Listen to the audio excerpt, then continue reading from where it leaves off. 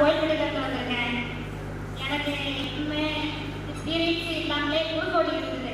அந்த குறுக்கோடி இருந்திருக்கப்போ எனக்கு கேட்கவே மாட்டேன்ட்டு ஹாஸ்பிட்டல்லாம் போய் காமிச்சேன்.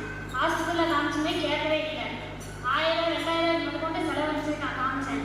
அதனால் கேட்கவும் இல்லை. அதுக்கு பொறுத்து எங்கள் அம்மாட்ட நான் கேட்டேன், இப்படி குறுக்கோடிக்கு என்ன செய்ய, ஹாஸ்பிட்டலில் காமிச்சுமே கேட்கலையே அப்படின்னு சொன்னேன். அதுக்கு பொறுத்து எங்கள் அம்மா சொன்னாங்க, என்னதான் இல்லை நல்ல